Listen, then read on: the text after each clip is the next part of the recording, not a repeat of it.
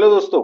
आज हम जानने वाले हैं लोन अगेंस्ट प्रॉपर्टी और बिजनेस लोन और पर्सनल लोन में क्या डॉक्यूमेंटेशन होता है उसके बारे में। अगर आप सैलरीड हो, अगर आप कहीं जॉब कर रहे हो तो आपको क्या डॉक्यूमेंट्स लगेंगे। सबसे पहले केवाईसी, आधार, पैन और इलेक्ट्रिसिटी बिल और फोटो।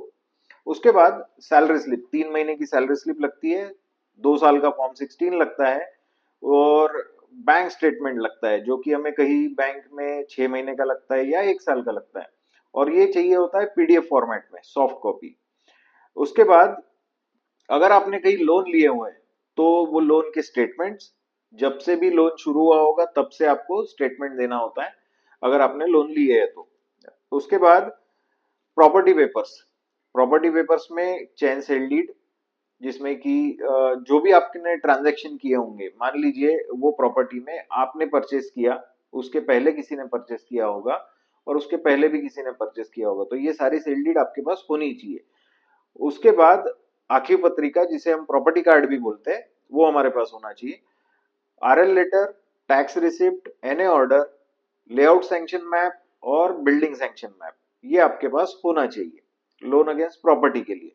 और अगर आप बिजनेस लोन या पर्सनल लोन, सैलरीड है तो ऑब्वियसली पर्सनल लोन लेंगे, तो पर्सनल लोन के लिए अगर आप अप्लाई कर रहे हो तो आपको प्रॉपर्टी पेपर्स नहीं देने होते, तो आपको जो मैंने लिस्ट बताई है वो डॉक्यूमेंटेशन आपको देना होगा। इसके बाद अगर आपकी प्रोप्राइटरशिप फर्म है तो क्या डॉक्यूमेंट्स लगेंगे। इसमें आपका केवाईसी, जिसमें कि आधार, पैन, इलेक्ट्रिसिटी बिल और फोटो। और उसके बाद फर्म की केवाईसी, जिसमें कि शॉप एक्ट, जिसे हम गुमास्ता भी बोलते हैं, उद्यम सर्टिफिकेट और जीएसटी सर्टिफिकेट अगर अप्लीकेबल है तो। इसके अलावा आपने अगर कोई लोन ले रखा है, जैसे कि बिजनेस लोन लिया है, होम लोन लिया है, तो उसके लोन के स्टेटमेंट लगते हैं। उसके बाद बैंक स्टेटमेंट, आपका करंट अकाउंट का स्टेटमेंट और सेविंग अकाउंट का स्टेटमेंट लेटेस्ट 1 ईयर का होना चाहिए, जो कि पीडीएफ फॉर्मेट में होना चाहिए। इसके बाद आईटीआर, आईटीआर में सरल का पेज होता है, उसके बाद कंप्यूटेशन ऑफ इनकम और balance sheet, P and L, profit and loss जिसे बोलते हैं। उसके बाद अगर आपका जीएसटी अप्लीकेबल है, आपने जीएसटी सर्टिफिकेट लिया हुआ है, तो जीएसटीआर 3B होता है, जिसे हम जीएसटी रिटर्न फाइल करते हैं तब हमें ये जनरेट होता है या मिलता है। उसके बाद प्रॉपर्टी के डॉक्यूमेंट्स, जैसे कि मैंने पहले भी बताया है, चेन सेल डीड, जिसमें कि आपकी जितने भी सेल डीड हुई होंगी वो, आपकी सेल डीड, उसके पहले किसी ने लिया होगा वो, और उसके पहले किसी ने लिया होगा वो सेल डीड। उसके अलावा आरएल लेटर, एनए ऑर्डर, आखिर पत्रिका जिसे हम प्रॉपर्टी कार्ड बोलते हैं, tax receipt, building sanction map, layout map. इसके अलावा अगर आप फ्लैट मॉर्गेज कर रहे हो या फिर शॉप मॉर्गेज कर रहे हो तो आपको डीओडी मिलेगी, डीओडी बिल्डर से आपको मिल जाती है, डीड ऑफ डिक्लेरेशन जिसे बोला जाता है। पार्टनरशिप फर्म में क्या डॉक्यूमेंट्स लगते हैं। पार्टनरशिप फर्म में सभी पार्टनर्स का केवाईसी, जिसे मैंने पहले भी बताया है, PAN card, Aadhaar card, electricity bill, photo. और फर्म के केवाईसी में पार्टनरशिप फर्म का PAN card, partnership deed, shop act, Udyam, Udyam को जिसे हम एमएसएमई सर्टिफिकेट भी बोलते हैं। उसके बाद जीएसटी सर्टिफिकेट, अगर जीएसटी एप्लीकेबल है तो जीएसटी सर्टिफिकेट। और अगर आपने जीएसटी रिटर्न फाइल किए हुए हैं, अगर आपको जीएसटी एप्लीकेबल है तो जीएसटीआर 3B, जो जीएसटी रिटर्न फाइल करने के बाद जनरेट होता है। इसके बाद लोन स्टेटमेंट, जितने भी लोन आपके फॉर्म में लिए गए होंगे या फिर इंडिविजुअल के भी मांग सकते हैं बैंक, तो उन लोन के स्टेटमेंट।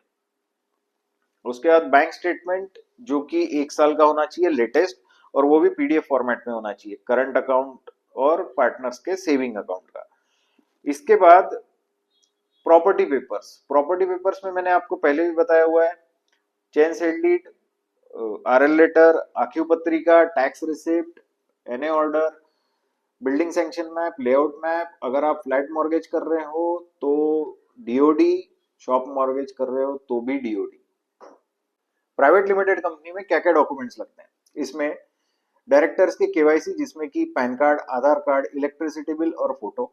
कंपनी केवाईसी में कंपनी का PAN card, COI, certificate of incorporation, MOA, AOA, और जीएसटी सर्टिफिकेट अगर आपने लिया हुआ है तो जीएसटी सर्टिफिकेट, और उद्यम सर्टिफिकेट जिसे कि एमएसएमई सर्टिफिकेट भी बोला जाता है।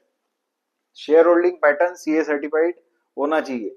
इसके अलावा अगर आपने लोन ले रखे हैं तो लोन के स्टेटमेंट और बैंक स्टेटमेंट, जिसमें कि करंट अकाउंट और saving account, individual saving account directors के लेटेस्ट 1 ईयर के बैंक स्टेटमेंट पीडीएफ फॉर्मेट में चाहिए होते हैं।